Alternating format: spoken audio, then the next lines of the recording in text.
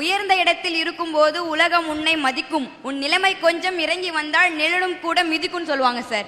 அப்படி அடிபட்டு மிதிப்பட்டு ரணகலப்பட்டு இருக்கவன் தான் சார் ஆண்கள் சமூகத்தினர்.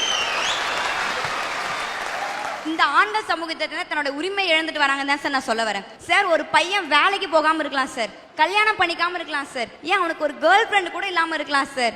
ஆனா ஏதாவது ஒரு ஆண் மகன் சைட் அடிக்காம இருப்பானா சார்? அப்படியே அந்த வாலிப வயசுல ஒரு பொம்பளை புள்ள கிராஸ் ஆகி போகும்போது yellow churidar 30 mark, green churidar 40 mark, blue churidar 80 mark, maroon churidar 100க்கு 100ன்னு சொல்லும் போது சொல்ற பையனுக்கும் சந்தோஷம், அட்டு ஃபிகரா இருந்தா கூட என்னெல்லாம் மதிச்சு ஒருத்த மார்க் போடுறான்னு சொல்லிட்டு கேட்கிற எங்களுக்கும் பேரானந்தமா இருக்கும் சார். சார் பசங்க போட்ட மதி பெண்களால தான் சமுதாயத்துல நாங்கெல்லாம் மதிக்கிற பெண்களா இருக்குன்ற ஒரு ஃபீலிங்கே வருதுன்னா பாருங்களேன். உங்க பசங்க எப்படிப்பட்ட பசங்க தெரியுமா? இந்த ஒன்னிய மாதிரி ஒரு ஒல்லியான பொண்ணு போனா சொல்லுவான், மாப்பிள்ள குச்சி ஐஸ் போகுதுரா அப்படின்பா. நம்ம சென்னமாலக்கா மாதிரி ஒரு புள்ள போச்சுன்னு வையே, மச்சான் கோன் ஐஸ் போகுதுரா அப்படின்பா. என்ன மாதிரி ஒரு பொண்ணு போச்சுன்னு வைங்களே ஒன்னும் சொல்லவே மாட்டாங்க. அழகா சொல்லுவான் சார், கப் ஐஸ் உருண்டு உருண்டு போகுதுரா மாப்பிள்ள. சார் இந்த காலத்துல பசங்க மார்க் போட்டா போலீஸ் கூட்டு போய் மார்க் போடுறதுனால எங்க பசங்களோட வாழ்க்கைய வறண்ட பூமி ஆயி போச்சு சார். சரி ஓரஞ்சார நின்னு இப்படி போறது அப்படி போறது நின்னு பார்க்கலான்னு நின்னா நம்ம பைபிளுக்கு இருக்காங்க பாரு பொம்பளை பிள்ளைங்க, இந்த கை ஃபுல்லா க்ளவுஸ மாட்டிக்கிறது, இந்த கை ஃபுல்லா க்ளவுஸ மாட்டிக்கிறது, மூஞ்சி ஃபுல்லா துப்படாம மாட்டிக்கிறது, முன்னையாவது இந்த 2 கண்ணு தர்ற மாதிரி வருவாங்க, இப்ப அதுக்கு கூலஸ் வாங்கி ஒரு மாட்டிக்கிறாங்க. இப்படிலாம் போனா நம்ம பசங்க பரிதாப கோட்டுக்கு கீழே நிலைமையில சார் போயிடுறாங்க. ஆனா ஒண்ணு மட்டும் உண்மை சார், 10 பசங்க நிக்கிற இடத்துல ஒரு பொண்ணு கிராஸ் பண்ணி போடுற கஷ்டத்தை விட 4 பொண்ணுங்க இருக்க இடத்துல ஒரு பையன் கிராஸ் பண்ணி படுற பாடு இருக்கு பாருங்க. ஐயோ முன்னெல்லாம் பாத்தீங்கன்னா காலேஜ் போவே ஜாலியா இருக்கும். ஐயோ எப்படா காலேஜ் லைஃப் வரும், பசங்க வருவாங்க பொண்ணுங்க வருவாங்க, அப்படியே லைஃபை ஜாலியா என்ஜாய் பண்ணலாம்னு இருக்கும். பசங்க சும்மா வருவாங்க பாருங்க சார், ஹேர்ஸ்டைல் தலை கலைச்சிட்டு வந்தா ரஜினிகாந்த் சார் மாதிரி இருப்பான், அப்படியே தலை கொஞ்சம் படிய வாழிட்டு வந்தா உலக நாயகன் சார் மாதிரி இருப்பான், கொஞ்சம் கலைஞ்சும் கலையாம வந்தா இளைய தளபதி சார் மாதிரி இருப்பான், அதே தலையில டை அடிக்காம வந்தாங்க அல்டிமேட் தலை மாதிரி இருப்பான் சார். ஆனா இந்த காலத்துல உள்ள வரும்போதே ஷார்ட் ஹேர் கட் பண்ணிட்டு வரணும், தாடிய கிளீன் ஷேப் பண்ணிட்டு வரணும் சார். ஒரு பையன் வீட்டுக்குள்ள போகும்போது ஹேர் கட் பண்ணிட்டு போனான்னு வச்சுக்கோங்களேன், அவங்க அப்பா கேட்பாரு என்னடா ஹேர் ஸ்டைல் இதுன்னு. அவங்க அப்பாக்கு அந்த ஹேர் ஸ்டைல் பிடிக்காது. சரி அவங்க அப்பாக்கு பிடிச்ச மாதிரி ஹேர் ஸ்டைல் வச்சுட்டு போலான்னு பார்த்தா அது அவங்க ஹெச்ஓடிக்கு பிடிக்காது.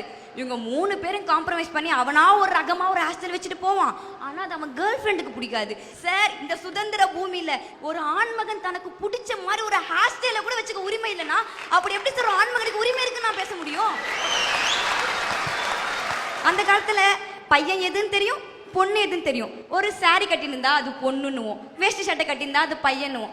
கொஞ்சம் ஜென்ரேஷன் டெவலப்மெண்ட் ஆச்சு, ஒரு சுடிதார் போட்டுட்டு இருந்தா அது பொண்ணு, பேண்ட் ஷர்ட் போட்டுட்டு இருந்தா அது பையன். இந்த காலத்துல எது பொண்ணு எது பையனை தேடி கண்டுபிடிக்கிறதுக்கே ஒரு தனி டீம் அமைக்கணும் போல சார். இப்போ பொம்பளை பிள்ளைங்களுக்கு பாத்தீங்கன்னு வச்சுக்கோங்களேன், சாரி இருக்கு அதுல ரகரகமா இருக்கு, சுடிதார் இருக்கு அதுல ரகரகமா இருக்கு.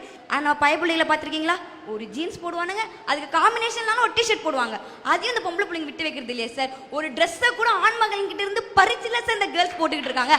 அப்புறம் எப்படி சார் பசங்களுக்கு உரிமை கிடைக்கும்?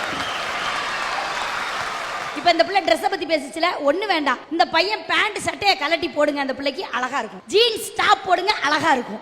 அதே இந்த பையன் வேஷ்டி சட்டை கட்டிட்டு வந்தானா அதை கலட்டி இந்த பிள்ளைக்கு போடுங்க சூப்பரா இருக்கும் பாப்பா. அதே இது எங்க சுடிதாரையோ எங்க புடவையோ இந்த பையனுக்கு கட்டினா இந்த இமேஜினேஷனே நல்லா இல்ல. அதுதான் நான் கேக்குறேன். பார்க்க சகிக்காதுமா, பார்க்க சகிக்காது. பெண்கள் அழகின் சின்னங்கள், பெண்கள் இல்லை என்றால் இந்த உலகம் இயங்காது சார். ஒரு பொண்ணோட மனசு ஒரு பொண்ணுக்கு தான் தெரியும் சொல்லுவாங்க, ஆனா ஒரு பொண்ணுக்கு ஒரு ஆணோட மனசுமே தெரியும் சார். நீங்களும் சொல்றீங்களே பொம்பளை பிள்ளைங்க ஆண்களை மதிக்கிறது இல்ல ஆண்களை மதிக்கிறது இல்லன்னு, யார் சார் சொன்னா? ஒரு பையன் எந்த அளவு தியாகம் பண்றன்றது ஒரு பொண்ணுக்கு தான் தெரியும். சின்ன வயசுல பாருங்க, அக்கா தங்கச்சி கூட பிறந்த பையன்லாம் சாக்லேட் தியாகம் பண்ணுவான், அது அவன் தலையெழுத்து, அவன் பண்ணி தான் ஆகணும். லவர் வச்சிருக்கலாம் அவன் பர்ஸை தியாகம் பண்ணி தான் ஆகணும். கல்யாணம் பண்ணவன் எல்லாம் தன் மனைவிக்காக தன் பிள்ளைங்களுக்காக லோன் வாங்கி லோன்னு அலைஞ்சுதான் ஆகணும். இப்ப பாத்தீங்கன்னா மனைவி இருப்பாங்க, வீட்டுல அம்மா இருப்பாங்க, ஆபீஸுக்கு போனா பாஸ் இருப்பாங்க, இத்தனை பேர் இருந்தாலும் அவன் திட்டு வாங்கிதான் ஆகணும். வேர்வைகளுக்கும் தியாகங்களுக்கும் நடுவுல வாழறதானே சார் ஆண் மகன். இப்போ நம்ம பொம்பளை பிள்ளைங்க எவ்வளவு பேர் வைக்கலாம், ஆனா பசங்களுக்கு எவ்வளவு பேர் இருக்கு தெரியுமா? வீட்லயே உட்காந்து வச்சுக்கோயேன், அவன் சோம்பேறி, என்னடா சோம்பேறின்றாங்களேன்னு வெளியே போன நினைச்சுக்கோங்களேன், அவன் உதவாக்கார பிள்ளைகளை கண்டிச்சு வளர்த்தா அவன் கோபக்காரன், கண்டுக்காமையா விட்டா அவன் வந்து பசங்களை கண்டுக்கிறது இல்லைன்னு அர்த்தம். தன்னுடைய பொண்டாட்டிய வேலைக்கு அனுப்புனா அவன் பொண்டாட்டி தாசன், வேலைக்கே அனுப்பாம வீட்டுல வச்சிருந்தானா அவன் வந்து நம்பிக்கை இல்லாதவன். அவன் எது பண்ணாலும் குத்தம் சொல்றதுக்கு இந்த சமுதாயம் இருக்கும் போது அவன் எப்படி சார் சுதந்திரமா தன்னோட உரிமை கையில வச்சு நான் செயல்பட முடியும்? அதே மாதிரி இந்த காலேஜ் பசங்க பண்ணுவாங்க பாரு சார், செம்ம கலாட்டா. எப்படி தெரியுமா? காலைல எழுந்துன ஒரு பொண்ணு மெசேஜ் அனுப்புவா அவ ஃப்ரெண்டுக்கு, குட் மார்னிங் டா, தூங்கிட்டியா டா, எழுந்துட்டியா டா. ஒரு நாளைக்கு அவ போட டாவை கனெக்ட் பண்ணா 1000 டா மேல இருக்கும் சார்.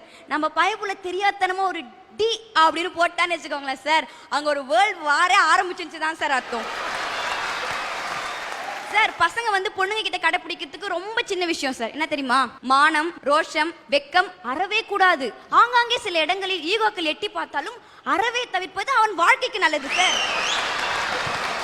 சார் எங்க மாதிரி பொண்ணுங்க எதிர்பார்க்குது என்ன தெரியுமா சார்? செல்போன்களை மறந்தவன் வேண்டும், தொலைக்காட்சியை துறந்தவன் வேண்டும், சுய புத்தியில் வாழ்பவன் வேண்டும், பயபக்தியில் கொஞ்சோண்டு வேண்டும், ரொம்ப வெளிப்படையா இருப்பவன் வேண்டும், இயல்பாக நடப்பவன் வேண்டும். எல்லாத்துக்கும் மேல சார் திட்டினா ரோஷமே வரக்கூடாது.